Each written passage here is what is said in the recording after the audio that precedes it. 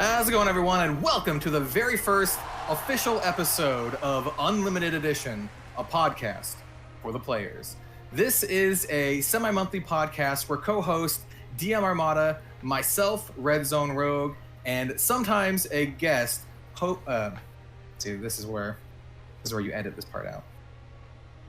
I'm just gonna keep doing this until you keep going. Yeah. And sometimes a guest host talk about mostly the Flesh and Blood trading card game with some other games sprinkled in occasionally. Think 95% Flesh and Blood, maybe 5% other. Today we are joined by none other than Iain Kenderline, a former Legend Story Studios employee and coffee guy extraordinaire. Iain was actually instrumental in getting me into Flesh and Blood, so I am really excited to have him here as our first guest. Welcome, my dude, and welcome, DM ARMADA. I'm so glad we are finally actually doing this as a podcast. Yeah, honestly, we've talked about this for like a better part of a year. I don't know, something like that. We literally threw out names for it like a year ago, and then we just didn't. I guess because we were just doing other stuff. But it's kind of cool that we're doing it now, and it's called Unlimited Edition, which is also cool. I like that. I think the name is fantastic. And I'll have to find the person who suggested it and pin it in a comment or something like that. If you suggested that name and you're watching this, just comment down below and we will pin your comment because it was an excellent name. Just say it was me. Just say it was me, and and we'll believe you. If you said it, if it was you, we'll believe you. First one to claim it wins. That's right. Yeah, I mean I can go find it in that last one we did, the unofficial first episode. This is the official first episode. The last one we did is like episode 0, unofficial. It's the first of the lost episodes. It's going to be the first of the lost. You'll never know it was a part of it. It'll be great. yeah. 20 years from now, people will be like, did you know that there was an episode before episode 1? Who are those two old guys with weird looking beards and like they're just rambling on about card games? What's going on here? Yeah, what are they even talking about? So yeah, we're gonna talk about a couple things that are gonna be really exciting. We're gonna talk a little bit about Iain, his time at Legend Story Studios, and maybe some other stuff. We're gonna talk about organized play, the calling, especially for folks out there in the West who have not actually been to a calling event. So we're gonna talk a little bit about that, and then we're gonna do some kind of things that we hope to make into maybe regular segments, starting with something that was Steven's idea. Yeah. Okay. So let's talk about. Since the last time we were all together, tell me something interesting, Flesh and Blood related, that you've been up to in the past couple of weeks. Let's do that. The past couple of weeks. I'll start, break the ice style. I played in an online Blitz tournament on last Sunday, which I don't know when this is going out, so it may have been a while ago. And I had a blast. It was really fun. I played Chain. I went 3-2, lost 2 very interesting games against wizard players. Sometimes you end up just they hit the nuts, or they pull out that top deck for the win. That's what actually ended up happening. It was pretty cool to watch, and it was a great tournament. So I picked up a cool playmat, 3-2 nice. with the randomized playmat win. It was pretty fun. That was my highlight of the past couple of weeks. It was a really good time. What playmat did you get? Oh, I can't tell you. It's gonna be on a video secret. very soon. Well, stay tuned to a future DM ARMADA video for the reveal of that sweet playmat. It's a playmat that hits me right in the feels and has some sentimentality to it. Let's put it that way. Ooh, okay, all right. I look forward to it. This reminds me of my days on radio, where you're like, you tease the thing that you're going to talk about at another time. That's right. You have to. You announce your announcement. Like, we'll it's talk 15 minutes. You'll never believe what happened. We'll talk about it at the 5 o'clock hour. Just wait until the 5 o'clock hour. Yeah. Okay, I'll go next. It's because mine's pretty short. I've just been consuming a lot of more Flesh and Blood content ever since I went full time with Red Zone Rogue, and so I've been building more decks. And so I built 3 new classic constructed decks. So that's not exactly 100% true. I upgraded my old Dash deck into a more recent build for Dash. It's still kind of like a big boosty Dash deck. I also built a brand new Dorinthia deck that focuses on a lot of like dominate stuff. It's literally all weapon attacks except for Nourishing Emptiness, which I think is super spicy. And then I built out my that Sonata Viscerai deck that the Legend Story Studios devs made. That deck was awesome, and I'm like, I need to build this deck, and so I did. And I made some changes to it. He had some blue cards in there that were like generics that didn't really have effects. That I was like, oh, I could put some other stuff that I think works as well. So yeah, that's what I did. I built some decks. They're all literally right here. So yeah, I'm excited to play with these. Excellent. That is exciting. That Sonata deck. Oh boy, I ran into someone playing that at Armory on Monday last week, and it is a juicy deck. It's so sweet. I'm so excited to play it. This one and the Dash deck are the ones I'm most excited to play. I'll probably play these on the channel on Red Zone Rogue at some point, and I will be doing a deck tech for the Dorinthia deck, probably on Channel Fireball. But yeah, I'm really excited for that. Yeah. Nice. Well, what I've been doing over the last 8 days just culminated about 15 minutes before we came on air here, or started recording on air, because this is whenever this goes out. But I was, as I tend to do, I was looking at my profile. I like to look at my my XP, and just being that I was the worst player to get to 1,000 points is what I like to call myself. I was the fifth player in the world to get to 1,000 XP, and the first person to do it playing not a single meta deck, like not a single tier 1 deck. So that is my claim to fame. And I noticed because if you look at your profile, some people don't even know that you can go in and it'll show you how many tournaments you've played. It'll also show you your tournament wins. I noticed last week that I was 10 wins away from 500 wins in tournament play. I was like, oh, that's kind of a cool thing. I wonder if I can. I wonder what I can do. And I was thinking about it, and I was like, 10 wins away. The number 10 got to my head, and this will be something that both of you guys love, because I know you both have an affiliation with this character. I was looking back, and I saw that Wesley Lingard had come 10th in the charity event with Azalea, coming very close to winning in to actually making top 8. And I was like, oh, all right, well, so that deck came 10th. I'm 10 wins away. What if I play Azalea until I'll play Azalea until I get to 500 wins? So that's what. So last Friday, I got hold of Wesley's deck, and this is a really interesting thing. And I'm actually I'm writing an article about this, which is a first for me, that will be coming out somewhere soon.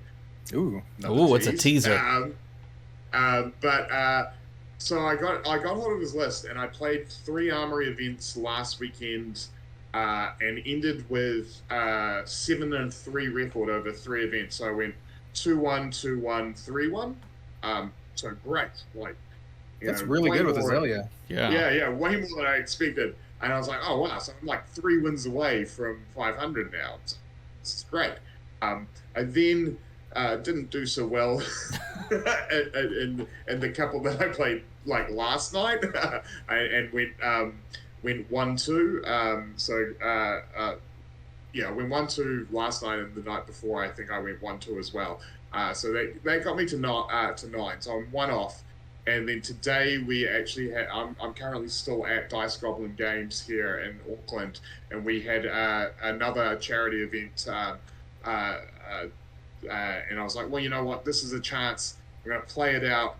And first round, I took on Reiner. I took on Saw. Some people may know Saw. Simon Austin Wallace, a very well-known player and financial guy from New Zealand. Sells a lot of singles. He absolutely destroyed me with Reiner. like the brute gods were looking unfavorably on me. So he rolled me with that. Second round, I played Ethan. He was Oh no. on Katsu, and I got him down to 3, and then died to the ninja death spiral. And I'm like, oh no. My third round was against Andy, and he pulls out Bravo, and I'm like, oh, this is not an easy matchup for Azalea.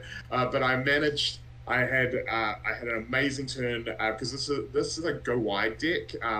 So a lot of red generics. I managed to fire off 5 attacks in one turn at a mid game, and really swing the game there. And then I managed to finish him off with a perfectly timed Chains of Eminence, calling his red Fate Facine that I just had to guess from what was left in his graveyard. Caught him with it in his hand, doing exact damage.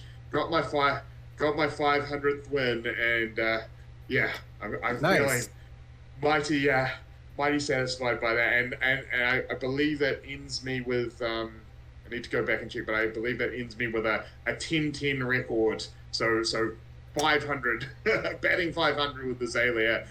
So while the deck was a lot of fun, I'll probably put that back in the arsenal and wait until Tales of Aria comes out. But it's a lot of fun, and I know that Wesley's, because he writes for Wraith Times, he's doing a deep dive on his list. Mine was a few cards different. Like I added Chains of Eminence was one of the cards I added. Pretty spicy. Yeah, but yeah, no, definitely. I mean, all of us know that how fun Azalea is, and I think if people are looking for a deck, like maybe not taking to your Roads to National event, but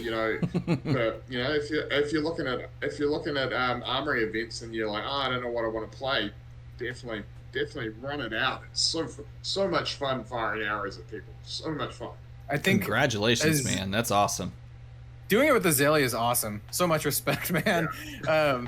And like, you're right. And that 500 wins. There's wins with Cavdeen. There's lots of wins with Reiner, KO. There's a lot of really average decks that probably got wins that they shouldn't have. What percentage of wins would you say are from brute classes? Like you playing brute classes? Oh, me playing brute classes, I would probably say 75 to maybe 80% is brute classes. Figured it would be something giant because you're the brute man. Yeah, but all brutes represented, all 3 brutes represented in those 500 wins. So pretty happy with that. Now I need to see if I can actually break a Levia classic constructed deck, which I don't think anyone's actually found the magic touch yet for that. So that's my next adventure. I've been trying to brew Levia classic constructed, but I suck with brute, so it's like it's an uphill battle, man. Let me know when you get something good, and I'll take you back. Like ironically, it feels really counterintuitive, but I think it might be. I think you might have to play claws in that build to make it good. But again, I mean, claws are quite good. They are very good. I think claws makes a ton of sense. Yeah. Oh, but you don't get to run Hexagore, which is just awesome looking. It's just cool. It's just cool. Yeah. You lose the cool factor. I mean, claws are cool too, but it's Hexagore, man. Looks like reminds me of getting into some side stuff. Reminds me of a flail from Diablo 3. Oh no, Diablo 2. Yeah. Kalim's Will reminds me of that. Yeah. If you know, you know. Flails, especially like multi-head flails, are like one of the least practical, most cool weapons that I've seen. Like imagine just using that in like an actual combat situation. But me, just the imagination visual of young Levia, just like the little girl running with the player. Look, we've got a guest here, Jordan Nelson Fussell. XO boys. XO. This is Kellen from Red Zone Rogue, Stephen from DM ARMADA, and of course, fake names. Anyone who's seen Belittle will know this man. Good to see you, and good luck with the top cut. Thank you. joys of recording in a store. People just come in, but again, another very popular player in the community, Jordan. Jordan, I can't play Heroes Past. Welcome to Wraith. Still on Katsu. Hey, you know what? Here's the thing, and this is something I've been thinking about a lot today.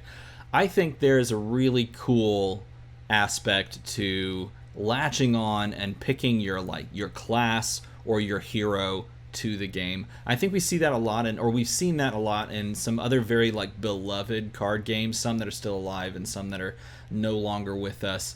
But I think Flesh and Blood has that aspect and that appeal where you can just kind of hook onto a class or hook onto a hero, like a character very specifically, and just ride them like ride or die. People do it with Azalea, people do it with the Brute class in its entirety. And I think that's something that Flesh and Blood could totally lean into as they go forward with creating their characters and making their lore and tying those two things together, hopefully somehow displaying that on cards. Man, people just live and die over that stuff. They'll cosplay, they'll write their own fan fiction. Man, just embrace that. I would love to see Flesh and Blood do that because I think it's already the groundwork is laid. I think it's one of the.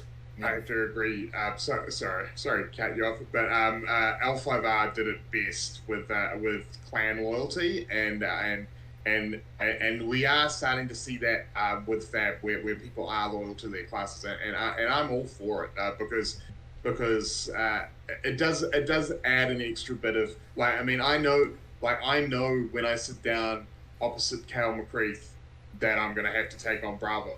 But I don't know what type of Bravo, but I know it's going to be Bravo. So stuff like that, it does actually make actual rivalries, and it makes that you feel more like an actual, like that you're actually part of the lore, which I think is really cool. Totally agree. Yeah. I think it's one of the things that Flesh and Blood does the best, in that you're exactly right. Even people like myself who play a lot of different classes, I like to experiment and play with all the decks and learn all the classes. But even me, someone like me, I have my favorites. People who watch my channel know that I'm Wizard. really into both. Wizard, you love Wizard. Azalea. Wizard's your favorite. Wizard. I like Wizard. I suck with Wizard, but I do have a Wizard Blitz deck. It's one of the 8 decks that I have built right now. It's a Wizard Blitz deck that I just updated. I have one Nourishing Emptiness in it that I just added in from Monarch. Though I was considering putting Rifting, I think is the other one, but I like having Nourishing Emptiness. Everyone's considered Rifting at long point. Yeah. Okay, with that said then, we already talked about Iain. Iain's Brute. He's on the Brute. I am 50-50 between Ranger and Runeblade, probably more on the Runeblade side. I really love playing Azalea though, but I played a lot of Runeblade. So, Steven, Mr. DM Armada, what would you say? Do you have a favorite one, or are you just kind of jack of all trades? I'll pass. I can't do this question. I can't do it. I think about it too much. I can't do the question. Literally, people will comment it on videos, a couple of videos every month, and I'll look at that comment and I'll be like, all right, I'm gonna think about that question for the next day and a half because I can't pick. There's too many that are cool. And I keep trying to make myself pick, and I want myself to pick, but I just can't do it. I just can't go that's the one. I'm going to stick to that one. What if I framed it in a different way? What do you think, or what's the most fun hero that you've played, that you've had the most fun with? I can't do that. I can't do it because here's the thing. If you've played all these different heroes, this is another beautiful thing about the game. All of them are so uniquely fun for their own reasons that it's almost and differently from format to format as well. Right, exactly. And so it's almost like saying one is better than the other. I don't know if I can say that. So it's just really tough for me. Now I can tell you the worst is Brute by far. That class is terrible. That's the worst. I'll be honest, like I said, I want to be good at Brute. I had a competitive Reinhardt deck, but I suck. My mind doesn't work that way because I'm playing it and I'm it's hard for me to factor in the whole discard mechanic, the whole random discard mechanic. And so when I get to my turn and I plan it out, I'm like, oh crap, wait, I have to discard a card. So I have Ban one it less. out. Yeah, I'm like, I have one less card. Because I like to play. That's the way I like to play. Here's your problem. Yeah, it's the way I like to play card games. I like to plan out my turn on my opponent's turn. Even when I'm playing other card games, I like to think ahead and plan like a couple steps ahead and like, oh, if this happens and I do this and this. But like with Brute, I try that and I get to the point where I play it and I'm like, wait, I have to discard a card. Crap. And then I'm like, wait, I have to discard. What if I discard? I'm just so bad with Brute. I'm so bad. It out with Brute is like sitting there going, you know what I'd spend the $1 million I win the lottery on? Yeah. I should probably just be more like attack. But play big thing, attack. Yeah. No, I get it. Like it's quite funny. It seems counterintuitive for what it does to say it, but Brute's actually one of the hardest classes to play. Even though it seems like you just like swing, smash, go. Like there's a lot more thinking to get your swing, smash, go going. Yeah. I honestly think Guardian is easier. Like as a smash big. I just pitch some big stuff, smash with a big thing. Sometimes it has dominate. Like I think Bravo is like no offense to Brute or Guardian players. Bravo is easier in my opinion. At least the way I play, it's just easier for me to wrap my head around and play it, smash, hit them big. That's fun. Mm-hmm. So should we get on with our first topic? Let's get on with our first actual topic, and it's going to be centered around Mr. Iain here. Yeah, why don't you I kind of introduced you a little bit. I did mention you as like a coffee dude extraordinaire, but why don't you kind of like introduce yourself and then maybe talk about like history with Legend Story Studios, whatever you can tell, and we can kind of jump off from there. Yeah. So for those of you who don't know, I'm Iain. I run. I also am a content creator, not as nearly as prolific as these two, but I run Right Time Gaming, which is Fab and some other games, mainly Fab, but I've done some Digimon on it. I've done some Super Show the Game, which is a great wrestling cards and dice game, and that sort of stemmed from post my working with Legend Story Studios. Yes, as you said, I was formerly employed by Legend Story Studios. Some of you may have, if you don't know my face, may have heard my voice. I did a lot of commentary in the early days. Like I was the voice on the first Savage Land Showdown developer versus player match where Kel took on Jason Bravo versus Reiner. Also, I've done many other of their sort of learn to play videos or their rundown of their basic videos when Welcome to Wraith happened. I also just did commentary at the last Auckland Calling. Part of that is I have a background in professional wrestling and roller derby. I announced I was with our local professional wrestling outfit, Impact Pro Wrestling, for 15 years. I did 7 years of roller derby announcing at the peak of that sport as well. To the point I actually got selected to announce at the first flat track roller derby World Cup in Canada. And through all that time, I've also done podcasts and stuff like that. So I kind of like to talk. How I got involved with Flesh and Blood though, I used to run a gaming store 18 years ago, here in Auckland, and at that time it was Magic, it was Yu-Gi-Oh, Versus system, which was the Marvel versus DC. Duel Masters was also around while I was working. But at the time, here in New Zealand, James White, who was the CEO of Legend Story Studio, was the organized play manager for Upper Deck, and so he ran all the Yu-Gi-Oh, all the Versus, and so obviously I played Yu-Gi-Oh. I played in biggest Yu-Gi-Oh event ever to be played in New Zealand. was like a 500 plus person tournament at an Armageddon, which is kind of like our Comic-Con. And it was like an 11-hour. It was like an 11-hour. It was insane. It was like right at the peak of like the show had like the anime had just dropped. The cards just come out in English. Man. Like they would sell out as quick as possible. And I played in that. I played in that tournament and came third out of 500. Like 11 hours Nice. down the line. I didn't know you played $250. Oh yeah. I like right in the old school days with right in the Ragiki Yatarasu. Yeah, like the Emperor Dragon. Like, I used Don Zalug, who was like my dude. Don Zalug was right. I played at the same time. Yeah, it was fun. Yeah, and so that's how I met James. He was running the event. So obviously I did quite well at that event. I then started running this game store, Vagabonds, here in Auckland. And so I started turning up to his events as a vendor.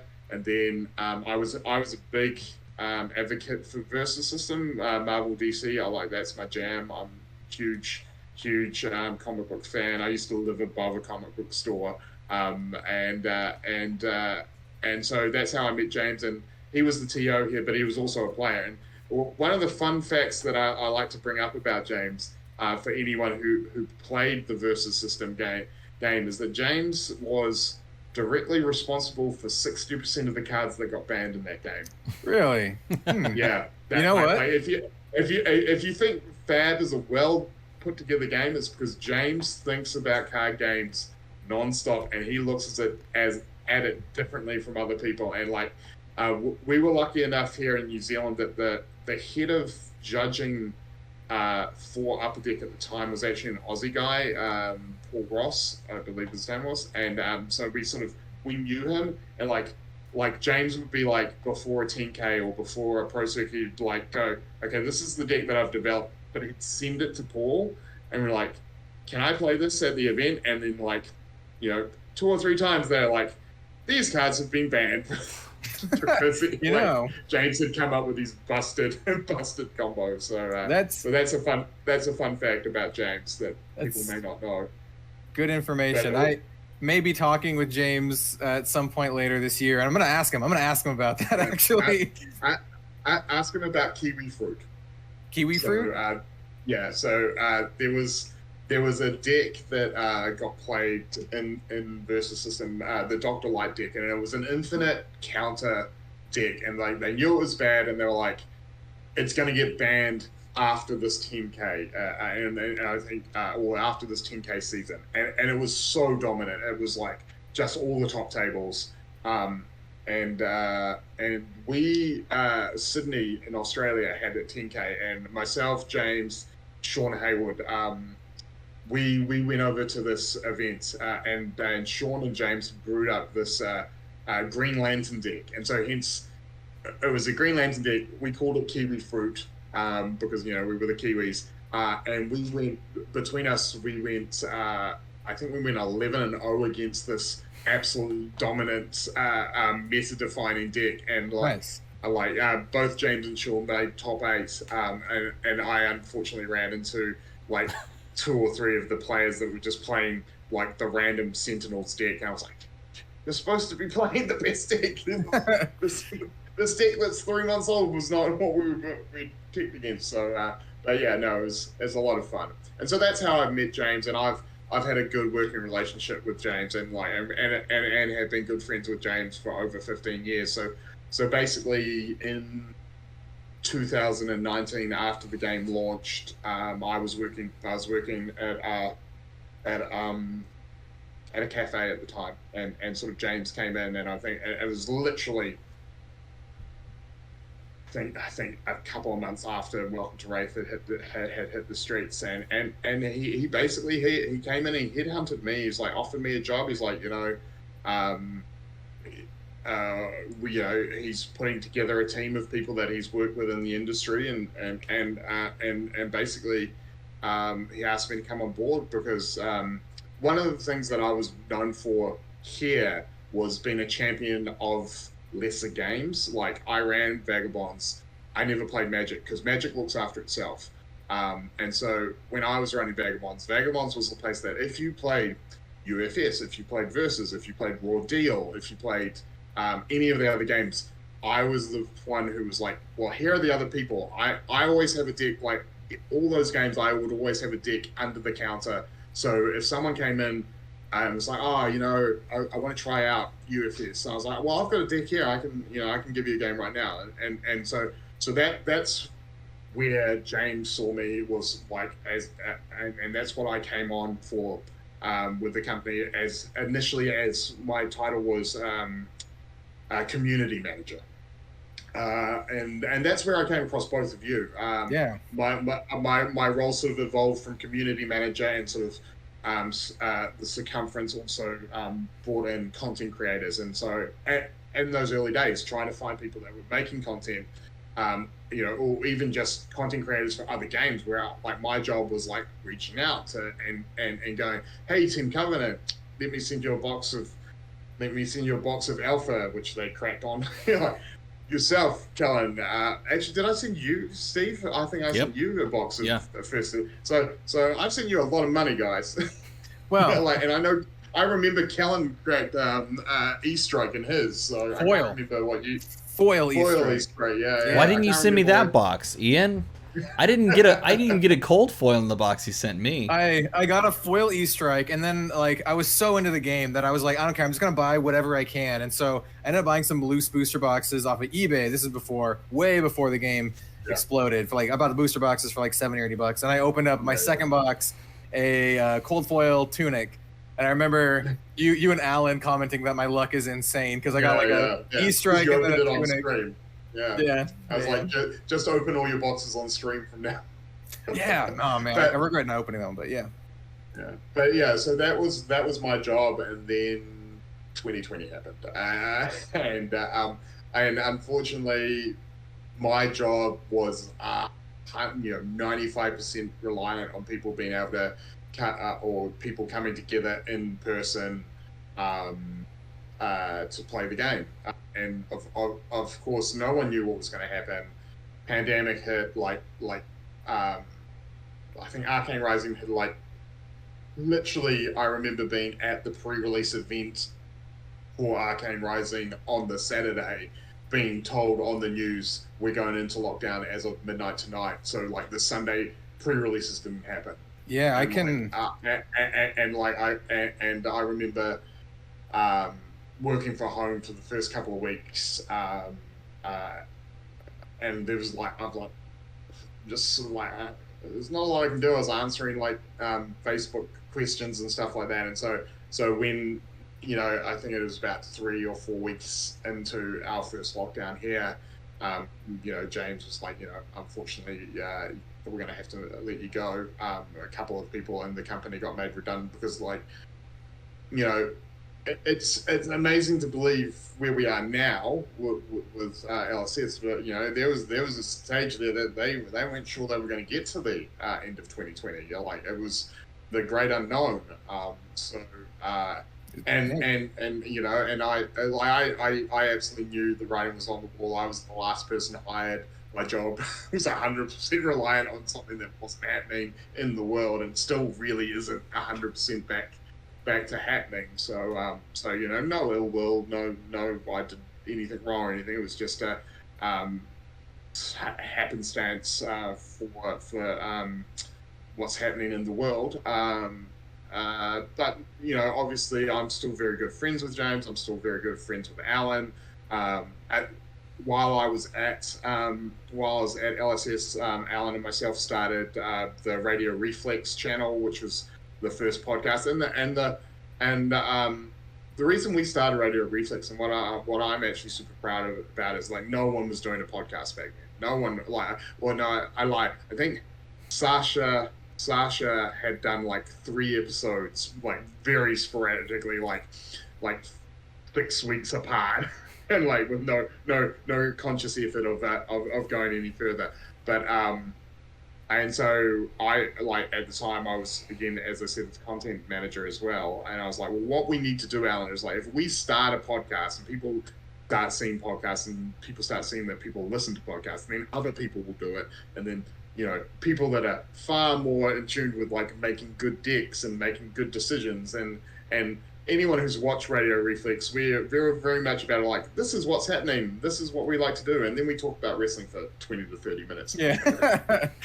Yeah. And since then, like, Session Blood has come out of New Zealand with Kieran and Carol, who are very good at the game. It's a great podcast. You'll get far more useful gameplay information from them. But what me and Alan wanted to do is we wanted to be entertaining. We wanted to inspire other people. Outcast Haven. You've got Arsenal Pass. Dice Commandos Go Again as well. He was an early adopter, and so we feel like we started and we gave it to you guys, and like here you guys are with the first episode of a podcast. So that's been really, really nice, and I think I sent I'm not sure if I sent both of you the message, but I sent Kel and the message when you went full time that I was just like, I feel like you guys are my legacy from when I worked at the company. It was like getting people, people like yourselves who are passionate about games in general, being passionate about our game, and that's been one of the things that I'm proudest of my time with the company. And I guess the other thing that I'm very proud of, that I had quite a bit to deal with, like everyone used to ask, did you develop, did you get to do stuff with develop? I have in Monarch, me and Alan were called in as like the 7th and 8th person to do practice draft pods. So we had, when they were testing it, just to see what it was like, and like, we were basically the guinea pigs. They were like, what did you think? How did that work? How did you feel? And so that was cool. But one of the things that me and Alan did actually have quite a decent hand in, and it's one of the reasons you'll see Radio Reflex quite often when we just sponsor a tournament. It's this format, is that we had quite a big hand in developing Ultimate Pit Fight, and as you guys know, I'm pretty good at that, right? Yeah, I mean, it's pretty good when you roll high numbers with KO. I mean, when everyone just gangs up on other people and then you just roll like 3 12s in a row, or 3 6s in a row, who cares, right? I mean, win's a win, man. That's right. 100% win record in our Creator Chaos Championship series. So yeah. So that's basically my that's me in a nutshell, with my time with ISS and stuff like that. So if you guys have got any questions, I'm happy to try and answer stuff. There were things that I can't talk about, but yeah. Yeah, so I've said this before, but I'll say it here too. I just want to thank you for being such a really great ambassador for Flesh and Blood, like both in the early days and like even today when you do like commentary and that kind of stuff. Like having people who work at LSS who are like that open and that willing to like support like even smaller content creators. And me at the time, I was much smaller, and I was like blown away by like the generosity and how like nice you guys were. And so that went a long way into like solidifying like my like interest in the game. Even the game itself is amazing, and I probably would have gotten into it either way, because some other content creators kind of tipped me off about it. I kind of like to stay in the know for all of the new card games, but just the way that you, Iain, and Legend Story Studios like presented yourselves, I was like, this company's awesome. Like, totally agree. This is something that I'm, yeah. So thank you. That's just a personal thank you for getting into that. Because I mentioned at the beginning, but yeah, I consider you very instrumental to getting me into the game. When you're eating ramen in 3 weeks' time, having gone full time with it, you're also going to blame me? Is that what you're telling me? I won't be eating ramen. He's gonna be eating his shoelaces. He's gonna be boiling leather. I'll be eating my Allbirds shoes. How do cold foils taste? Just start biting into them, figure out. I do have a lot of cold foils. I can probably just sell all those.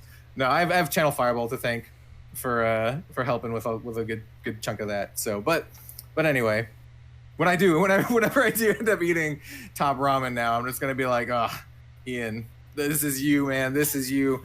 this pork top ramen. What is, outside of Brute, what's your favorite thing they've developed?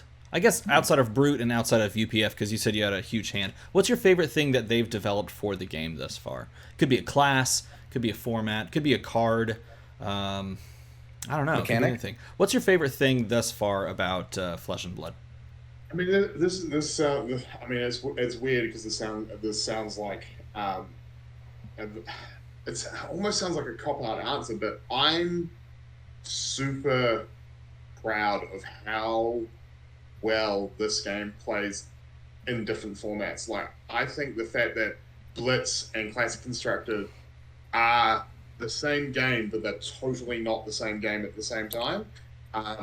And I think because when we started, there was like, it didn't have, like, a lot of people have just come on and you know, gone through skirmish season and played a lot of Blitz, because that's how basically sort of second wave, like what I sort of call the second wave of people that took on the game that have learned through Blitz. Like, we didn't have Blitz. Like, when I started, there was no Blitz. It was just Classic Constructed, and we were diving in, and it was a great game then, and I loved it. But I like yourselves, I've played a lot of games, and the fact that I get dual duty out of my cards, because I'm like, this plays differently in Blitz. And so, I mean, part of the reason I played Azalea as well for this Classic Constructed is because I was really loath to pull apart my Brute Blitz decks, because I was like, I actually have to deconstruct two of my Brute Blitz decks if I want to make a Brute Constructed deck.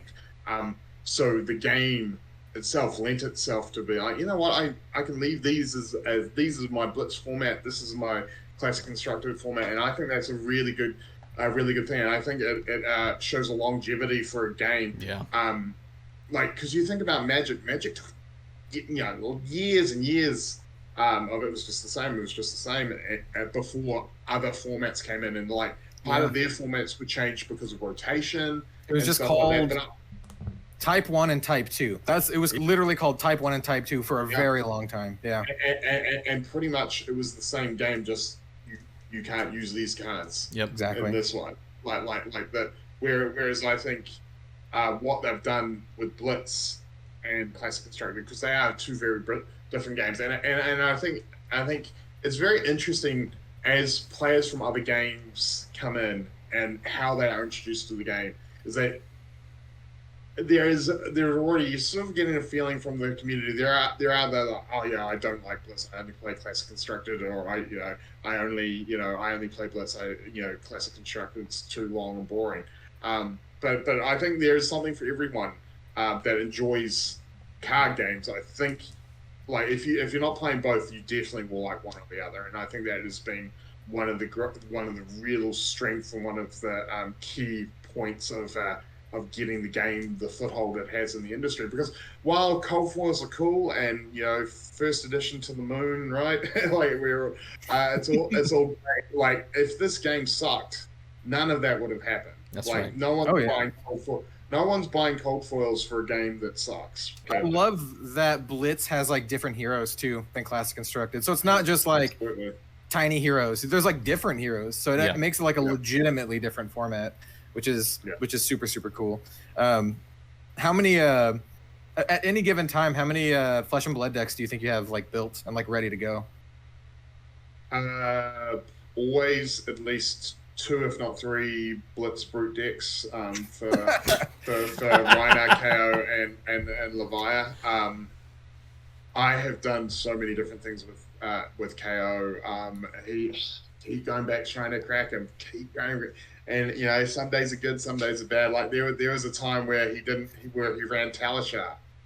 Ooh, ran Talishar. He ran Talishar, all 1-cost attacks. and you just would win games because at the end of a brute chain or something, Boom. you'd attack with Talishard, and they were like, all right, well, I blocked for 3, and you're like, raise it, and they're like, I just totally forgot that was a sword. Oh, I was gonna ask.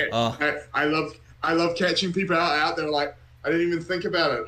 I assumed I was playing brute. I was just like, oh, it's a club.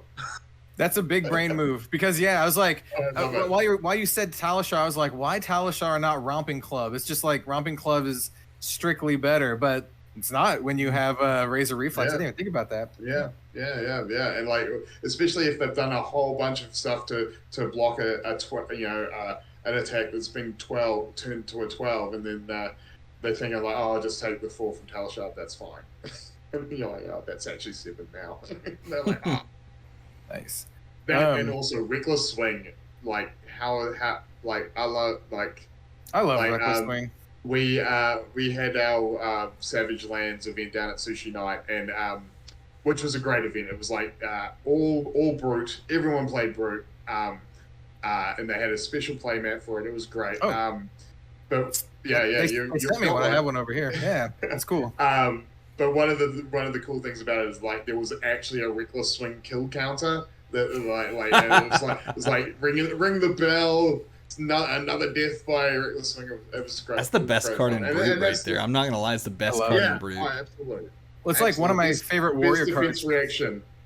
One of my favorite warrior cards is Steelblade Shunt, and Reckless Swing is just like better. Just does 2. It's 1 better.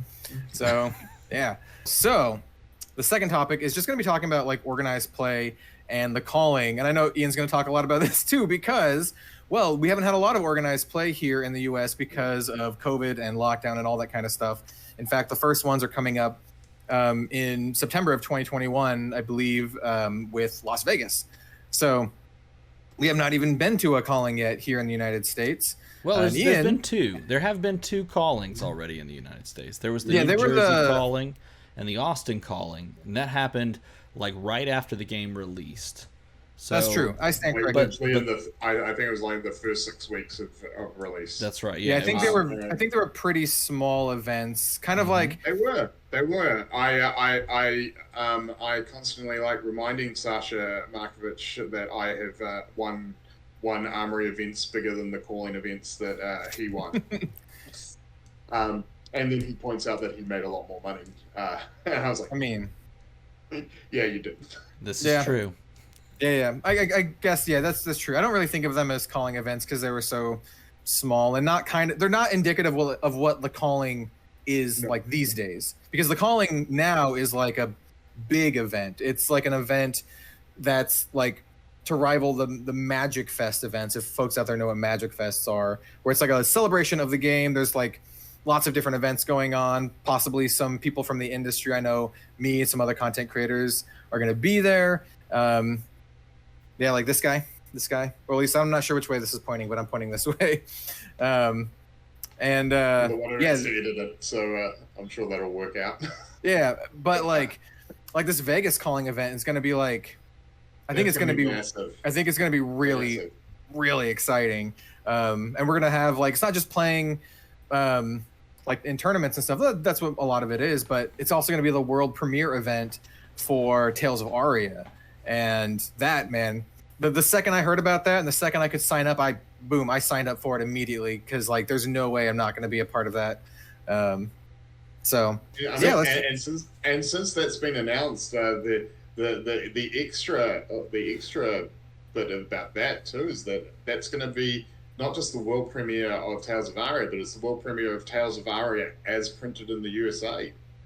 Yep. With the new which is going to be Cardamundi USA is printing it. Yep. The Cardamundi printers. Yep. Yeah, as someone who's been in, I've played a good number of card games. I'm familiar with some of the different printings and the print like styles of the European, the Japanese, and the US printer for Cardamundi. I think I like the Japanese printer the most, to be honest. The cards just feel a little bit better, but I'm really interested to see how these turn out especially with the cold foils. I think those are going to be really sweet. It's going to be super exciting. So Ian, I have a question. Here's the first question about the callings. Are you going to go to any of the US callings? Good question. Um, uh, our government has just announced that MIQ, which is the 2 week mandatory quarantine after traveling from certain countries, and America being one of them, is fully booked up till after Christmas this year. Ooh.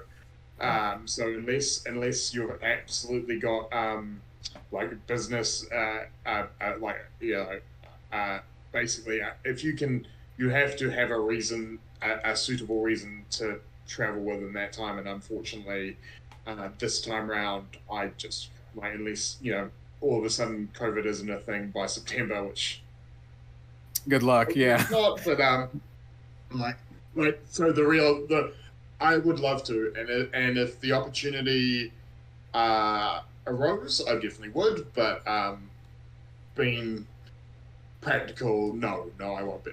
I won't be at these events, but I'll be watching. I think that's the interesting thing to me, is because I think we've already heard from several sources that the Las Vegas calling and all of the other callings perhaps as well are going to be highly attended in general.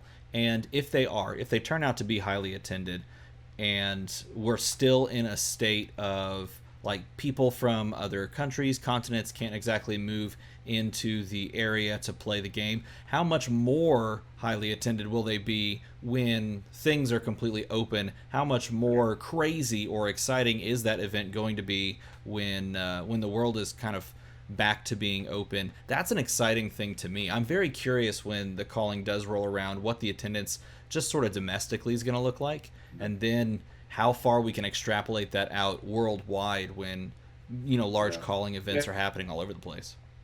Yeah, and that's why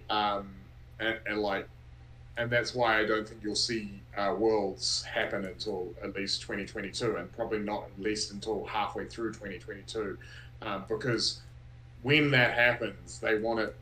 I know LSS. They want everyone to be able to attend. They want that first Worlds. Like, I don't know how I'm going to do it because I don't have a PTI or anything, but I will be there somehow. I might have to sell my announcing services to get there, but but yeah, I for you guys, I'm super excited for this calling season, because you're right. This is going to be the first time where a lot of you are going to get to meet in person, get to play high level in person, but also the nice thing is while you have the calling.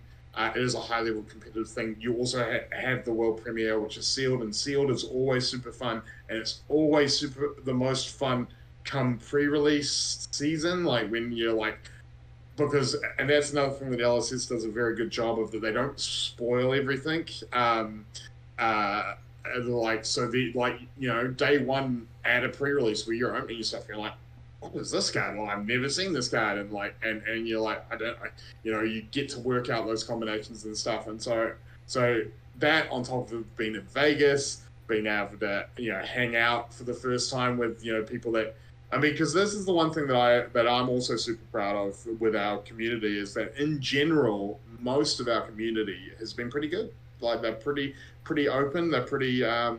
Everyone's pretty cool to deal with, and all the creators that I've worked with have been really nice, and I would happily hang out and chat with at an event, and go out and grab a meal or something with. So that, whatever multiplied that you especially you guys, being that you are recognizable faces in the community, you're going to have a great time, and you're going to meet a lot of people and probably forget a lot of people's names.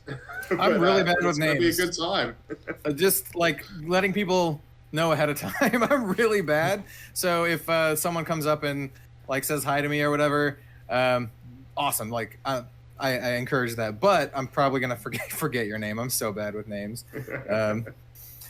Yeah, I'm really looking forward. It's also a weird thing. It's a weird thing being recognized, because I went for the Monarch pre-release, I went to the store, and our store, we were still in lockdown, so I got to go to the store to get the product, but we had the event at home, via webcam. Yeah. And when I went to the store and I got product, a whole bunch of people recognized me, and it was weird. It's just weird being recognized by a bunch of strangers. And so I think the calling's just gonna you know, expand upon that. Yeah. I played in a bunch of online skirmish season 1 events all across the world, and the number of times people are like, "Do you want to know?" Like, your voice seemed real familiar for me, and like I sort of say a few things, and the number of times is like, if I say the word tahini, does that mean anything? And it's because of the video from Savage Land Showdown of my great Kiwi sense of humor at the beginning of interviewing Kel and Jason, and so getting recognized as you guys are card famous. Like, Z list famous. Let's go. Card famous. I like that. I'm using that. I'm gonna put that on a shirt and wear that. That'll be the first unlimited That's edition what you guys shirt. You guys we're card You famous. should get them for the callings. You should get that card famous and get everyone's logos on the back of the shirt. So you do a content creator meetup. Write that down. All right, I'm already starting the merch train. Hold on, you guys keep talking. I'm gonna go to Teespring really quick. Teespring, get the shirts made. Yeah, get that all designed out. Nice. So, how many calling events have you been to, Ian? Like, ballpark. What? Okay. So, three in Auckland, 1 in Sydney. Yeah, 3 in Auckland, 1 in Sydney. So Auckland, Sydney, the first ones I played in, and then the second Auckland one. No, so 4 coins in Auckland. Yeah, no, 4 coins in Auckland now.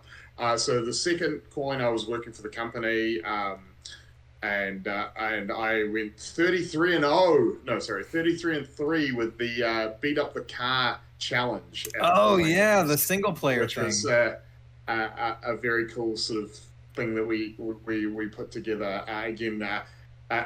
As people know through the Easter eggs, through the set, James is a big fan of Street Fighter, and he played a lot of Street Fighter growing up. So we did the beat up the car bonus level but in card form, and it was very cool.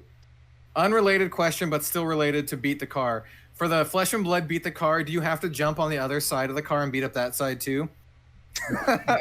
Put your hero on the other side and beat up that side, the top and get the bottom. Good though, like if they actually remake that, that'd be a cool addition. Yes, and so 5 coins now, but played at 2 and sort of worked at 3.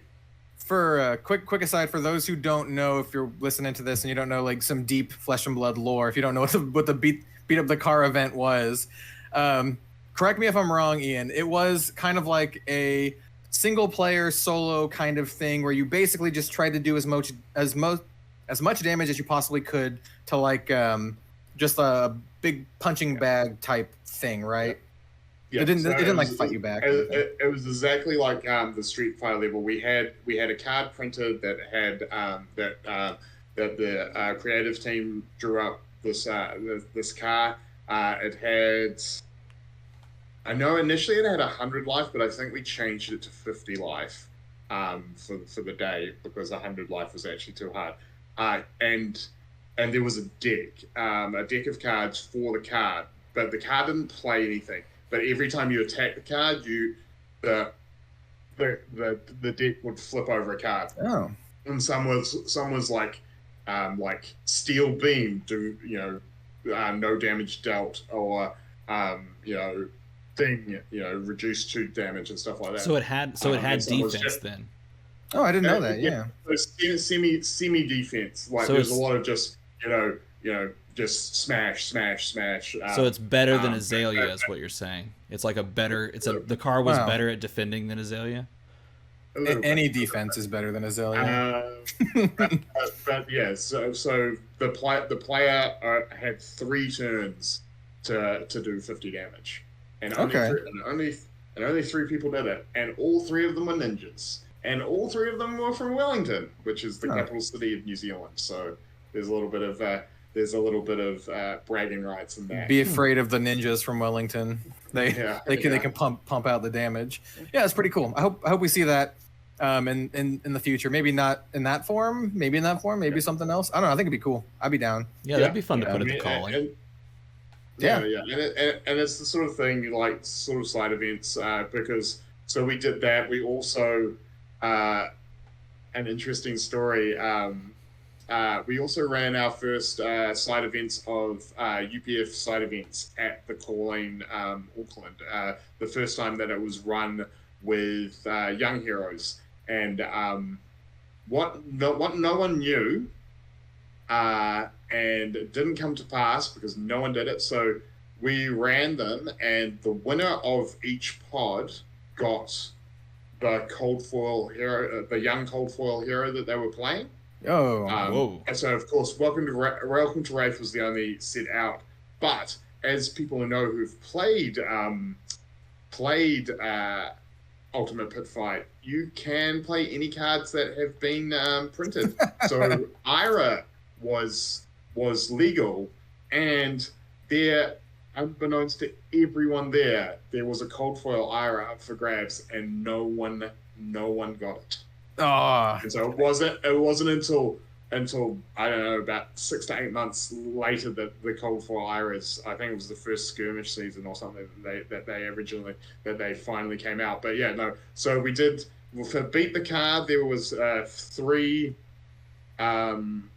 black envelopes that had preview cards from Arcane Rising in them. I think one was Golden Bolt. Yeah, I remember that. Because no one knew what Arcane Damage was, because we had and this was the thing, they didn't say anything about it. They didn't say what it did, what it was, or anything. It was just like, this was a card, and then so if you like Easter eggs and you like searching for stuff, LSS definitely likes throwing those out there. But so someone could have walked away with like the only cold foil Ira many months before any actually hit the market.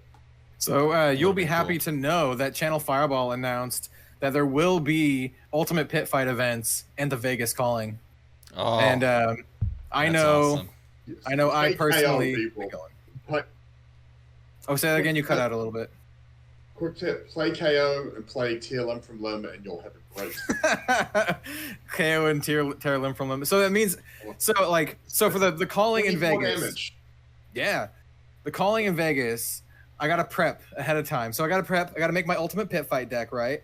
I gotta make my main event deck. But I'll be completely honest, like I'm more excited for like some of the side events, like this Ultimate Pit Fight thing, like the world premiere event. I'm really excited to do some like draft and sealed. Me too. So I'm gonna bring a couple decks, but I mean, that's where the fun, like it's great doing really well in a Calling, and I'm sure winning a gold cold foil is great. I wouldn't know if they've done it. But like there's so much fun to like if you don't make top 8 at the Calling, you're still gonna have a great time. You're still gonna you're gonna meet people, you're gonna make memories, and it's gonna be a good time. And I think that if you're watching this and you've got the opportunity to go to one or multiple of the Calling, it's definitely worth doing. Yeah, absolutely. I know personally, I've mentioned this on a couple of things. I'm gonna be going to 2 at least this year. I plan on going to Vegas. I've literally already got my plane tickets. I've got my room and board. I have everything set for Vegas. I'm all set for Vegas. And then I also would like to go to Dallas, which is our boy Iain, Steven's hometown here. Yeah. And I'd love to go to the Dallas one too. I know there's the Orlando one will have the Nationals. So if I do good enough to get invited to Nationals, I'll go to that one too. But that's a pipe dream for me. So, but yeah, I'm excited. Yeah. And I think that's going to be that's actually also really cool that Nationals and the Calling are the same weekend because Nationals is going to be an invite event, so not everyone Nationals you just can't rock up to. You do have to qualify for it, but you can still be at Nationals and soak in the atmosphere and still have just as good a time playing the Calling and playing the side events and maybe even better time because you don't have the stress of, of bubbling out and making top cuts and stuff. But yeah, no, I think you guys. I'm super excited for all of the North American fab community because I think you're about to have, because you've got roads to nationals and you've got your calling season, culminating with nationals as well. It's a really good time to play fab. I think nationals, man. So like one of the biggest motivating like driving factors for me, like to do well, is I would just love to get an invite to Worlds just so I can go to New Zealand. Like just flat out, that's what I want. I just want to go to New Zealand. Maybe I end up going anyway, even if I don't get invited to the tournament. I don't know if Worlds is going to be in New Zealand. To be fair, with the way we are letting people through our borders, and I'm not sure. I'm not sure. At least, I mean, I'm sure at some point our Worlds will be in New Zealand, but I'm not sure the first one will be. Where do you? Okay, point. Yeah, I agree. Maybe I think they're going to put it somewhere centralized. Myself.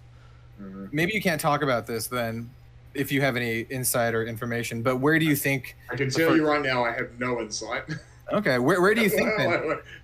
I would imagine like New York or. Like, no, I would imagine if it happened, or when it happens, it's going to be somewhere on the west coast of the States, just purely because it's cheaper. It's cheaper for Asia Pac, Australia, New Zealand, and that to fly into the west coast. And I think also maybe cheaper for parts of Europe as well. Or for Europe, it's about the same. Whereas putting it on the east coast, while there's definitely some great options on the east coast, puts a whole lot of extra travel for everyone else, and especially like in the States as well. Even traveling from one coast to the other. I mean, that's why like I'm a long time goer of Gen Con. I've been to Gen Con 6 or 7 times, and I know one of the reasons they do it in Indianapolis is like, while it's not in the middle, it's just a bit easier for everyone to get to instead of being on one side or the other. So, if it's on, as I said, I have no information about. I mean, that makes sense though. I feel. So that's why I feel like Vegas is the first calling a little bit. I mean, Vegas is also just Vegas. It's really like flashy and exciting. Yeah. So like, then I could see the Worlds at 2 places then, LA or like Seattle. I could see LA or Seattle for Worlds then. LA is a little bit flashier, California, LA, but if it's in Seattle, man, I'd be so excited. That's actually not too far away from me. So I would love that. That'd be sweet. Or even, hey, Portland would be even better, but I doubt they'd slam it in Portland. If I was a betting man, I'd throw down Vegas. I'd put money on Vegas because it just makes so much sense, and Vegas again. It has that pop, Yeah, I mean Vegas makes sense. It's good. It's like I would assume. Again, as I said, no, I have no information, but I would assume probably going to be the States because that is where the largest player base is probably going to come from. Look at somewhere that has a decent size international airport for the influx of travelers, because they obviously will want travelers. So something along those lines. So yeah, I think Vegas, LA, somewhere like that. Yeah, and I know if the tournament's being hosted, and I don't know, but all the calling events are being hosted by Channel Fireball. If the Worlds is hosted by Channel Fireball here in the U.S. as well, I know they've done events in LA before. So I mean that makes a lot of sense to me. That'd be cool. I mean, I still want to go to New Zealand. I still want to go to New Zealand, but just go to New Zealand when it's time, when everything's calmed down. You just go to New Zealand. Like 3 years or whatever. I know. You know what? We might. My partner also loves New Zealand, though she's not into like flesh and blood. But we've got other stuff. Yeah, it's a beautiful country. So you don't really need that much of a reason to go. Like, and I know people there, so you can go say hi. Tie a rubber band around your ankles and jump off a bridge. That's a thing that we gave to the world. Oh, bungee jumping. Yeah. We're a little more sit sit inside and not bungee jump people.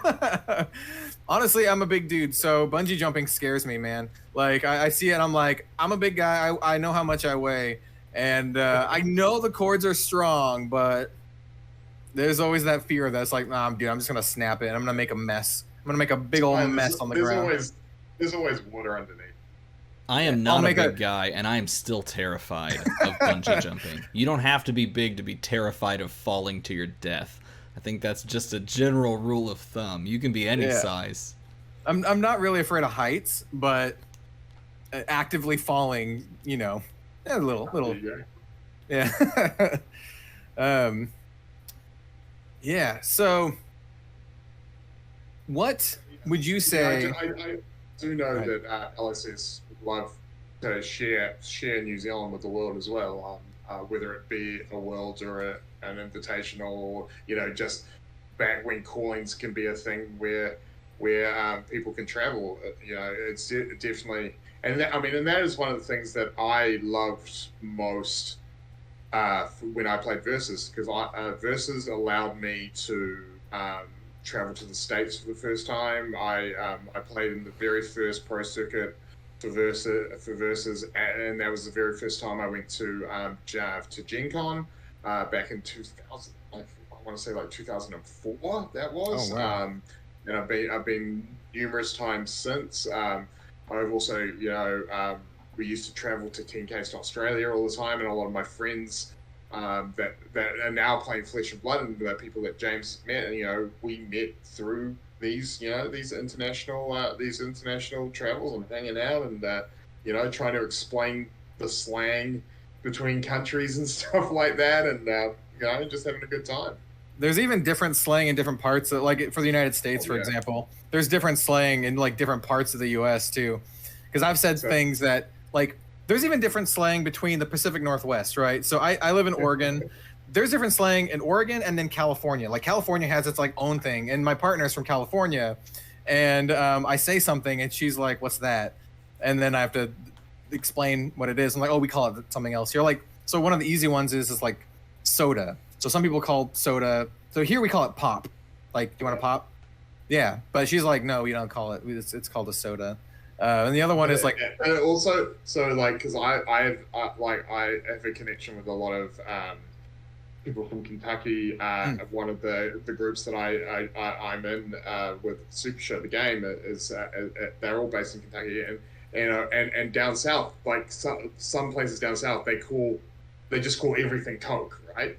Oh, yeah. It's just a generic term for all soda. It's all Coke. I'll take a Coke. What kind of Coke? A Dr. Pepper. Thank you. Yeah. Robin, my partner, also does that with tissues. She calls everything Kleenex. So give me a Kleenex. Regardless of the brand, it's always a Kleenex. What other brands are there? I don't know. I have no idea. A proper podcasty type question for you, Ian. Yeah. What, for someone new to the calling, bright-eyed, bushy-tailed, looking to go to the calling, brand new, what tips would you give them? What's your best couple tips you can give to someone who's never been to the calling, maybe never been to any big card event at all? This is their first time. They're going in. What's a couple like good tips? Okay. There are some very key things. Water, you know, Powerade, whatever. Always hydrate, but also take it with you, because again, a lot of the times in these big events, you just don't have time to go and get lunch or snacks.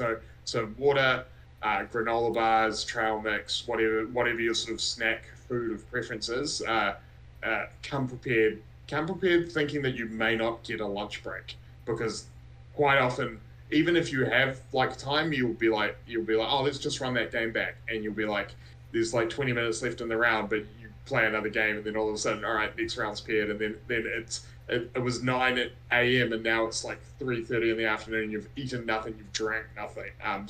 So definitely provisions is very important, because especially in a hall like that, if you don't hydrate, you get that headache, you get the dehydration headache, and that can really ruin the end of your day. And and you'll make some bad decisions, like especially if you're playing sealed all day, and you start getting that headache. You'll start, and those are the sort of decisions that at a calling that could cost you, it could cost you literally getting into a spot where you're making money. So definitely be prepared for that. Again, in this time of the pandemic, hand sanitizer, please. As I say at the end of all my videos, wash your damn hands. But also just being prepared because some of the calling events are obviously constructed. Write your deck list up the night before.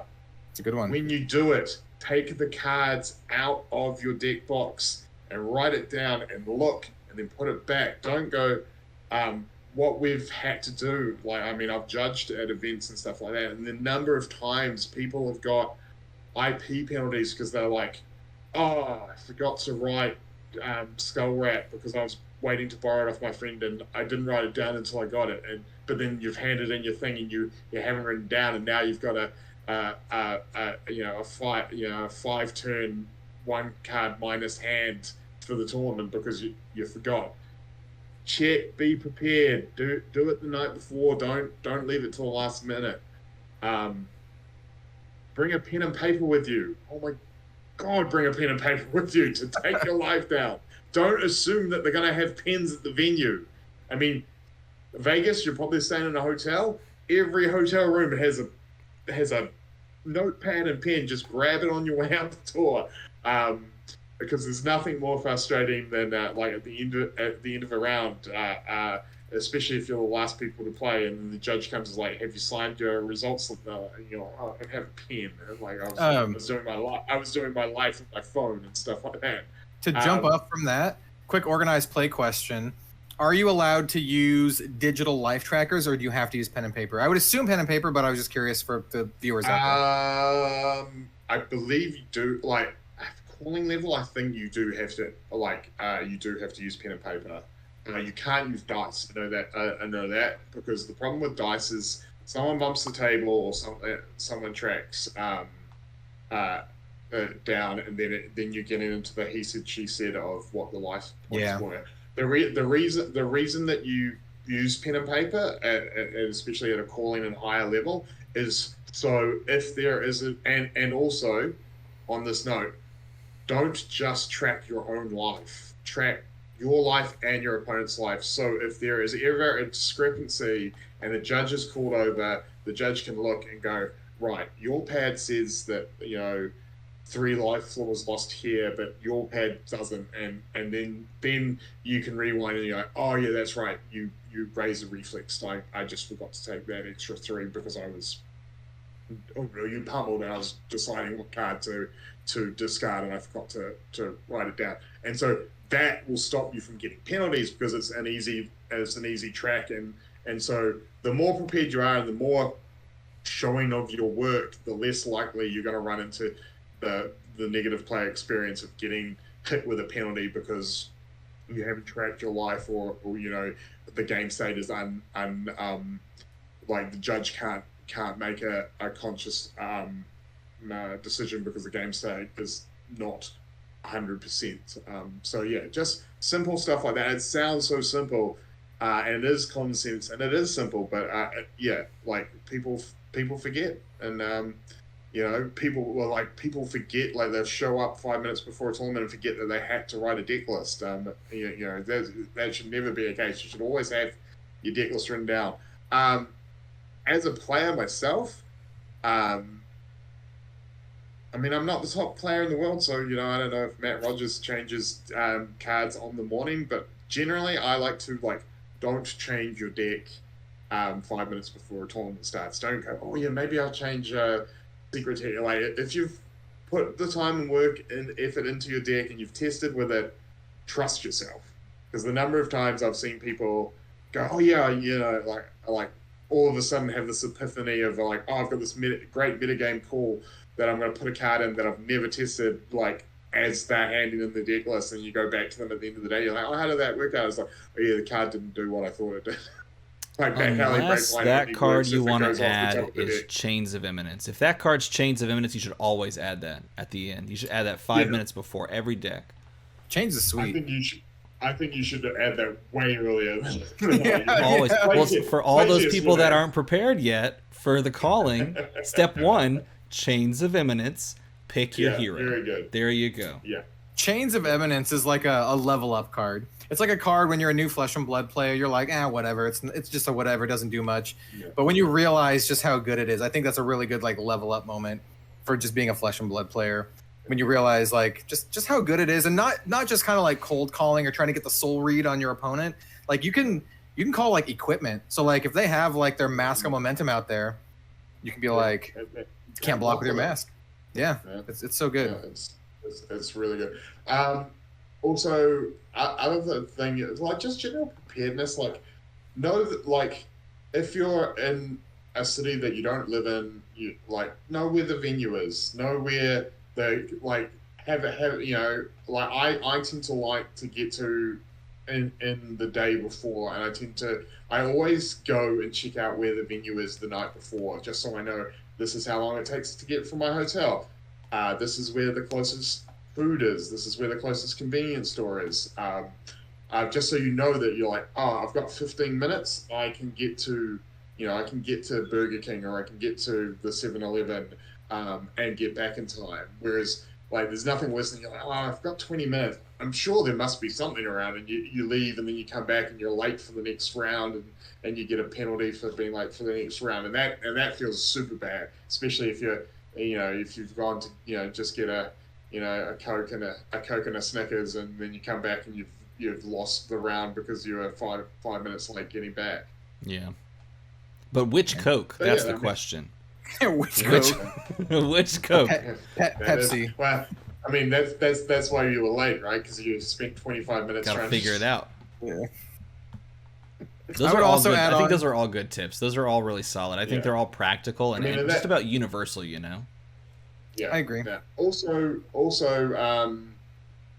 things like know if there's going to be vendors. I mean, I'm sure there will be vendors because these are going to be big events. But like, know, all right. So if I need sleeves, where I get sleeves from, re-sleeve like especially for like a calling, re-sleeve your deck the night before, because there's nothing worse than like going into round 3 and you're like, and you shuffle and then tear and you're like, crap. So now I don't have any spare sleeves. Now I'm gonna have to mid-round or mid-tournament re-sleeve my deck. Like I would any time that I go to a tournament that there's money on the line, my deck gets new sleeves.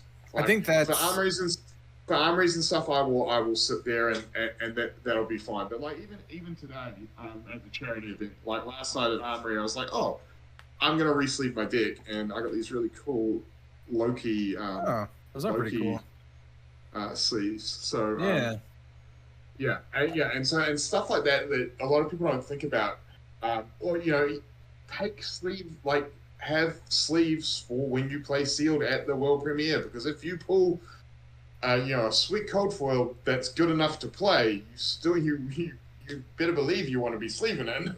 Oh, I'm gonna play it. If I pull some sweet cold foils, I am playing them. I am playing those. Yeah.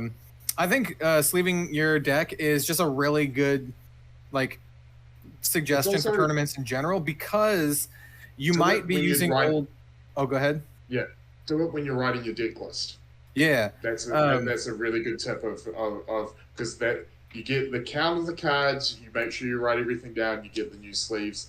It's all encompassing in one. But if you use old sleeves, this is a thing in Magic. The Flesh and Blood community is pretty good, but there might be some crossover. I don't know. But it's just good to use brand new sleeves, so you cannot be accused of marking your cards. Yeah. So if you use old sleeves and one sleeve is banged up, someone can be like, you marked that card, and then call a judge or whatever. So that's the reason I always use brand new sleeves when I attend events, when I used to compete in Magic competitively. Yeah. And also, using old sleeves, you get the gumminess on them, and sometimes you just don't get a good randomized shuffle, and sometimes that will kill you because you're like, oh, these like 2 or 3 cards are stuck together, and they actually don't. They make a really terrible hand when I draw them. So yeah, having new sleeves, right, is a very positive thing. And one last thing I want to say, and I know a lot of people said this, are going to a lot of conventions and stuff, but like I don't want to mention it in terms of like hygiene, but like take a shower or something right before the event or the day before something, you'll feel better. Like not only will you just like not smell bad, but you'll just feel better, and just feeling better and being, you know, well rested and healthy will help you just play better, to be completely honest. If all you care about is just playing better and winning, then just, you know, feel better yourself and it'll help. So, and deodorant is your friend. Yeah. Hey, once again, I'm a big guy, so like, yeah, deodorant is your friend. Bring some. Like, even if you have to, put in your like pack or whatever. Yeah, it's probably going to be like sweaty in there. I'm sure they have AC in Las Vegas, but I mean, there's going to be a ton of people, presumably. So, yeah. And also, much like the TSA, always know where your bag is.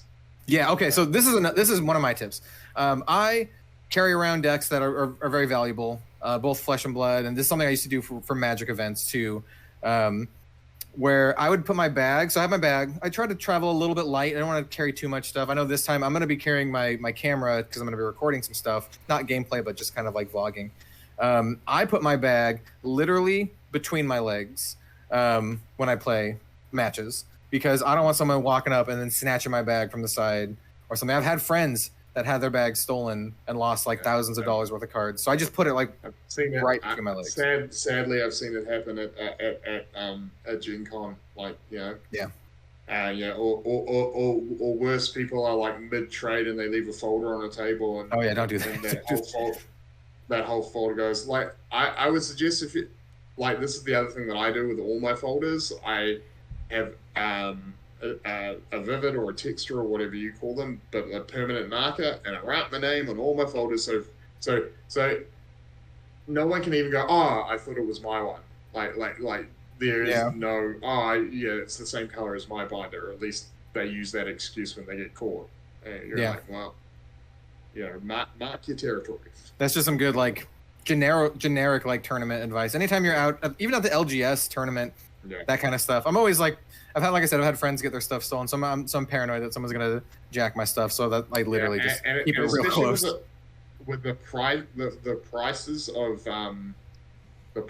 Flesh and Blood stuff, if you're not willing to trade it, don't bring it. Like there's no reason to flex and show off your super expensive cards. If you're happy to trade them or sell them, then sure, bring them along, totally. But don't put yourself in a position where you could lose, you know, or you know, things get misplaced or taken by mistake or on purpose. Personally, if you don't, if you're not planning to trade it or sell it or use it, don't bring it. I was personally, I'm not planning on bringing any trade stuff to at least the Vegas calling. I don't think I'll even have time to do that. I'm gonna be like trying to do as many events and sealed and draft and all this kind of stuff.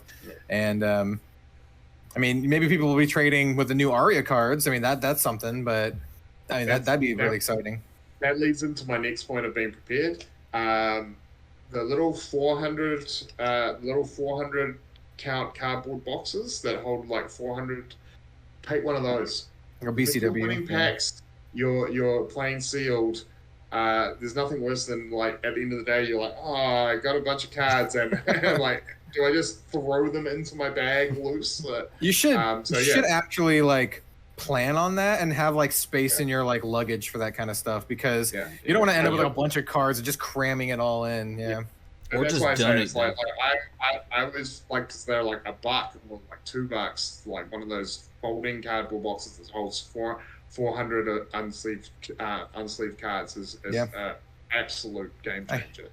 Like they're like BCW boxes, just like literally like Google or eBay, just like BCW 300 or 400. You don't need the big long ones. You just get like the half size one, and that's usually generally enough. But that makes all the difference. I think 500 or 300, anyway, one of those numbers is enough to fit an entire booster box in. So even the small ones. So yeah, sweet. So if we don't have anything else to talk about for the calling or organized play, we can go to our final section that will probably be a more regular thing, and that is just like talking about something that you're interested in. I would say like in the past like month or so outside of Flesh and Blood, and let's keep it card game related to keep it a little bit focused. But if there's no card game thing, maybe you can talk about something else, like something else you're interested in. I feel like we probably all have something card game. Yeah. Knowing the three of us, I don't think card game related will be particularly hard. Yeah, it's not like I like card games or anything. All right, I mean, I can start if I want to kick it off. Mine's not too. So I have two things I could talk about. I think I'm gonna talk about one of them this time, and then maybe I'll do another one next time. So I just got, and this is just gonna be easy because I have it right here. I'm talking about MetaZoo a little bit. So here is a MetaZoo print that I just got, and as you can see the reflection right there. MetaZoo First Edition is coming out at the end of this month on the 30th, and I'm really excited for it. It's a really fun, goofy game about like cryptids and that kind of stuff, and I'm really excited that people are actually going to finally be able to get cards and play with them. And this is something I've been looking forward to for a couple months now, actually. So I've just been kind of preparing for that, thinking about it. I built 3 MetaZoo decks to play with, and I have something in the works. I think both of you guys already know, but I have like a Red Zone Rogue official MetaZoo branded playmat in the works with some really, really cool art. So I've just been really excited for that. There's a lot of cool card game news too, other than that, but personally, I've been on this MetaZoo thing, so I'm really excited for that. Ian, what do you got? Yeah, I mean, I'm looking forward to MetaZoo coming out as well. Luckily, one of the stores, Dice Goblin, where I'm at the moment, had already placed an order, and I've got an order in to get some product when it drops at the end of the month. But also Card Merchant here, which is the store that Matt Rogers is associated with. They have picked up not just the store, but I believe they're distributing to the rest of, like, to other stores in the country as well. So I am looking forward to playing it. I just love the fourth wall mechanic. It really sort of talks to my love of being a little bit silly. Like, I mean, again, we play these are our hobbies. This is, if you're not having fun, why are you playing games? So it does speak to me. Now, I'm not a huge fan of the artwork style. I understand what it is, like the that sort of retro watercolor. I think it's a love it or hate it kind of thing.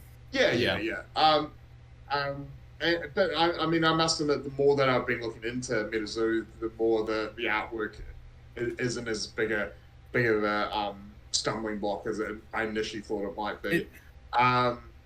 But so looking forward to that. I am also looking forward to getting in something from one of the other games that I am connected with, which is Super Show, which is a wrestling cards and dice game put out by SRG Universe.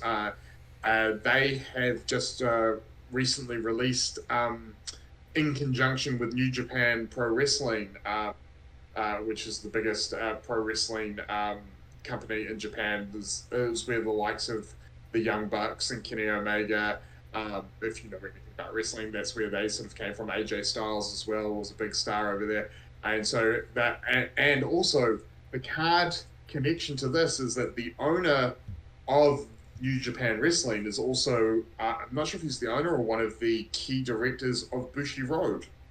Oh, really? Yeah, so there is a connection, and so they've done a collaboration. The thing about Super Show is that while they have their own characters and wrestlers, they also will sign indie wrestlers, so actual real people. And so this collab is actual wrestlers from New Japan, And one of the wrestlers who is a former New Japan heavyweight champion is Jay White. And Jay White is a Kiwi. In fact, he is a Kiwi that I have worked with in the industry, and I have got a Jay White box set on its way from the States and coming to me, and I can't wait to crack it open and play the Switchblade against some of my fellow Super Show friends and family. So that's what I'm excited about at the moment. What you said about Bushiroad and wrestling makes so much sense, because I've opened up booster packs of several different Bushiroad games, and sometimes there'll be like a random like wrestler in it, and I'm like, what the hell is this guy doing in here? I was about to say Kenny Omega when he was the champion. Kenny Omega's. Because Kenny Omega's a huge computer game nerd. I literally have a Kenny Omega buddy fight card. Yeah. He was used in the advertising because like wrestling is actually huge in Japan, and they were used in the TV advertising. They used Kenny Omega to promote buddy fight. And Kenny Omega was actually a high when back in his younger days before he was an internationally renowned wrestler, and he's the current world champion in AEW. But he was actually a competitive Yu-Gi-Oh player. That's awesome. Wow. Yeah. That's awesome. I think one of my favorite dead card games, definitely my favorite Bushiroad game, Dragoborn, also has some like wrestling tie-in, like promo card stuff too. So that makes a ton of sense. When you told me, when you said that, like it clicked, and I'm like, oh yeah, of course. That's why all these wrestling things are on these cards. Bushiroad knows how to cross promote. Yeah. Okay, check it out. I think this is the perfect time to announce that I'll be rebranding my channel, and I will now be exclusively covering Force of Will content. This is gonna be what I'm excited most about. No, stomping into my old territory. No, no, I'm excited about this. Okay, so I started. I did today actually. I launched a video where I looked at Argent Saga, which is a dead game. And I just opened a booster box of that, and I thought that was pretty fun. And Kel told me about this game from Bushiroad called Dragoborn. I think he literally just mentioned it, and so I got a couple of these. Kel did so much for me. He even found me the link on eBay to purchase the 3 starter decks. So I opened all 3 of these, and I was just blown away. This game looked really cool, and it's dead, and I'm sad, and I haven't even played it. And so now I'm going to play it because this looks really cool. I like the art. I think the art looks really neat. I am a sucker for kind of shooing in dice mechanics because I do enjoy rolling and chucking some dice. I love things like Dice Masters, like just right up my alley. So I'm kind of curious to actually sit down and play the game because I want to. It's so good. It's the creator of the game is oh crap, I forgot his name. Mike Elliott. Same guy who helped make Dice Masters. Him and Eric. Also, who did a lot of the old Magic sets. Yeah. The whole game is designed by Mike Elliott. It's a fantastic game, and it's a damn shame that it failed for many reasons. But I think the game is a ton of fun. It's one of my favorite games of all time. Definitely my favorite dead card game. I was telling Steven earlier that I have a full, complete like Dragoborn like collection. So I have one of every card in non-foil, as well as most of the cards in foil, most of the promos, all this stuff. I bought out a store when the game went under.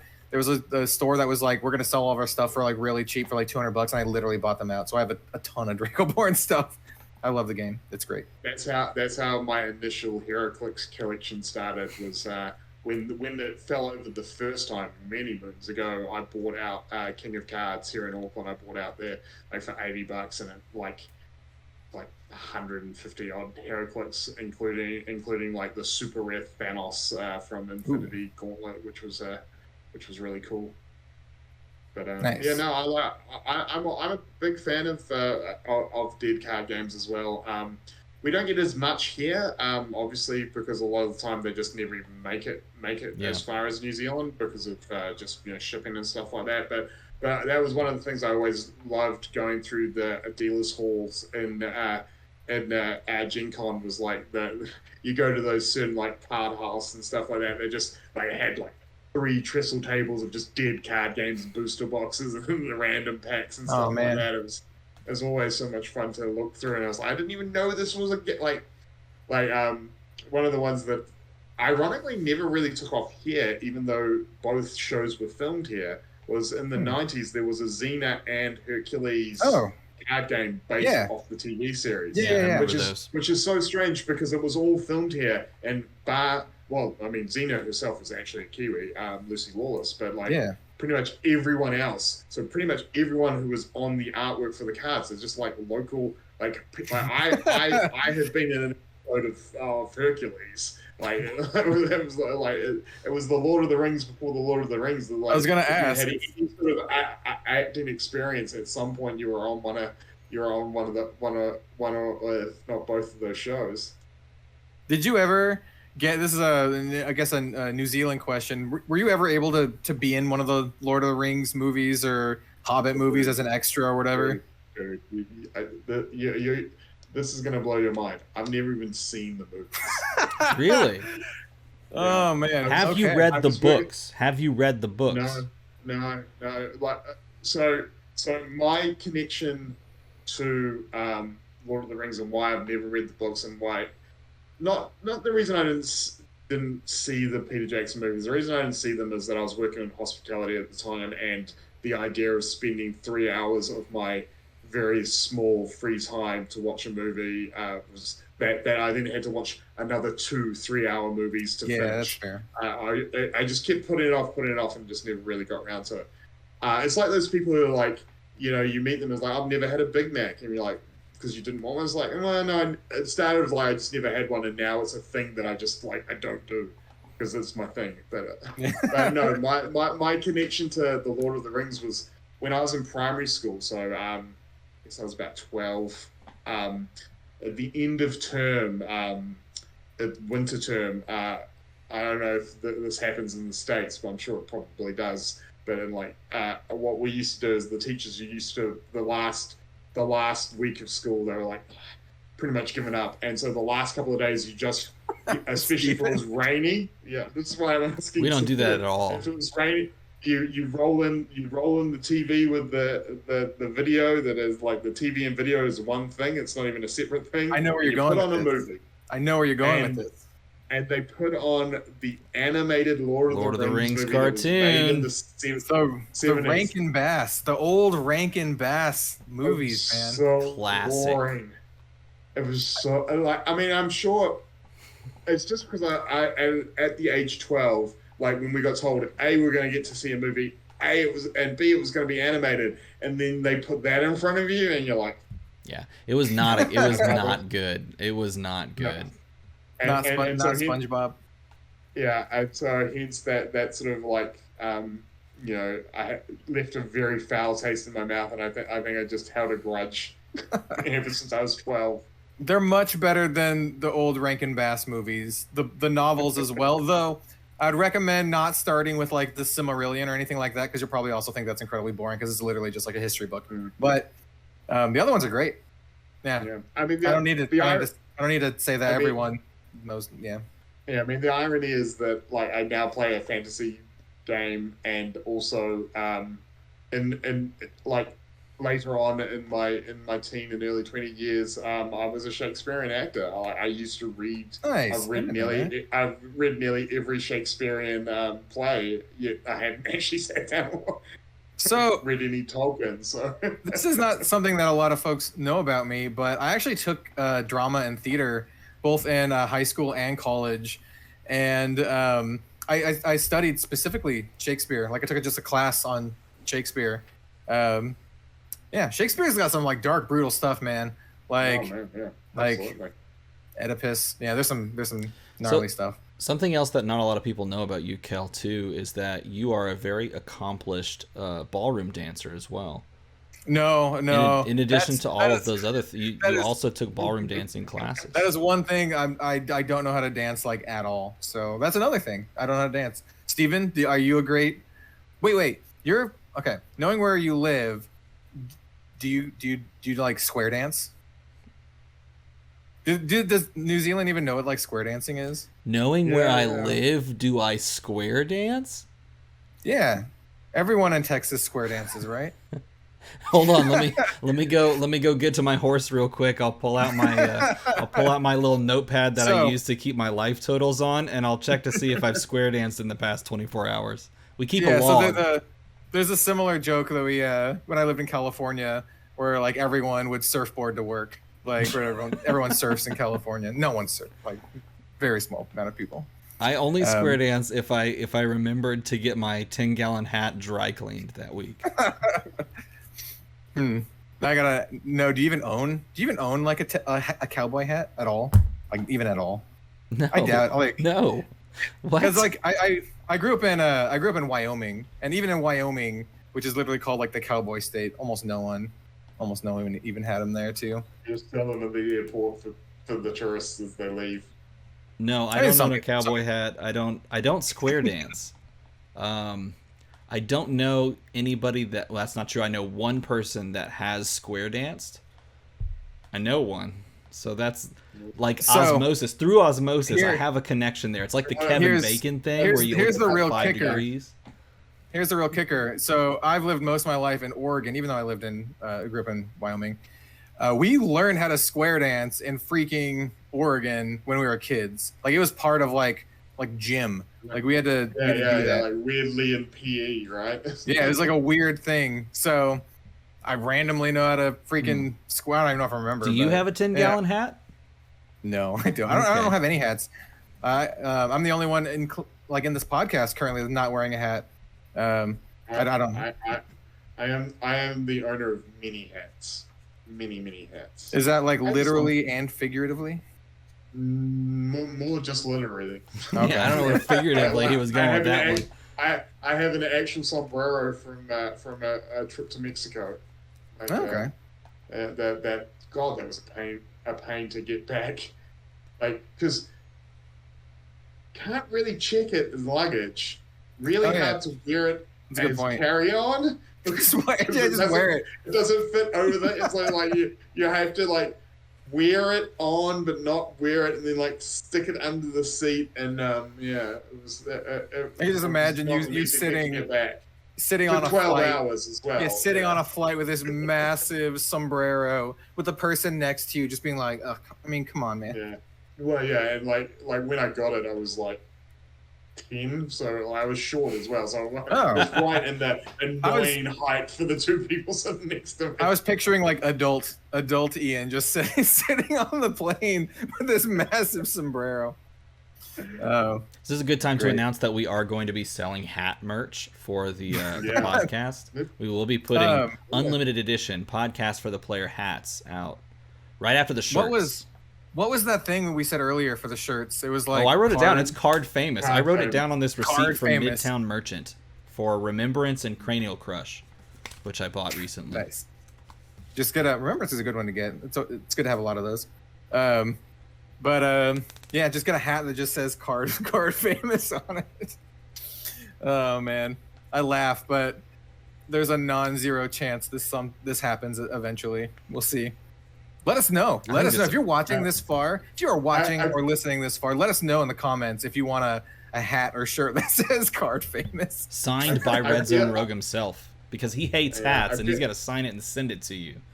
Yeah, I feel like there's a chat that we're involved in that has someone that would probably happily wear a Card Famous t-shirt as well. Yeah.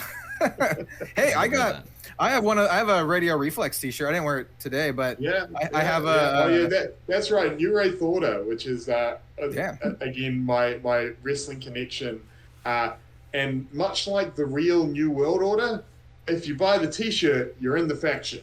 Just yeah. I was wearing that out, and one of our friends was like, "Is that a wrestling reference, but not really NWO?" And I'm like, yeah, it's a podcast my friend's on. It's the card game stuff that I do. You don't know, but yeah. Yeah.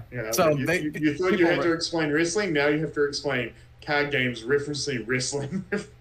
Yeah. Well, it's this card gaming podcast, but they really like wrestling, and it's this kind of awesome. Well, anything else before we wrap up this? I don't even know how long this video is. And I feel like we have talked quite a long time. Probably like Indeed. close to like 2 hours or something. Indeed. That's pretty par for the course for podcasts. My computer will cry when I edit this. Yeah, mine too. So yeah, to the listeners, to the viewers out there, let us know what segments you liked on this one. By the way, we'll take some feedback into account. If you like the beginning segment or the end segment, I think these are stuff we could like incorporate into like every single episode where we do like a recap of Flesh and Blood and maybe like a recap of something outside of Flesh and Blood. You know, bookend it with main topics in the middle. So yeah, comment down below about all that kind of stuff. And thank you for watching, and thank you for both DM Armada and Ian for being here on our very first episode of Unlimited Edition, a podcast for the players. So thank you folks for being here.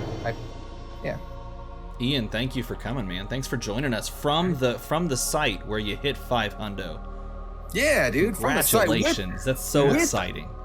With Azalea too. Thank you so much for watching, everyone. We'll see you next time on the next episode of Unlimited Edition, a podcast for the players. Goodbye. Wash your damn hands. And good luck.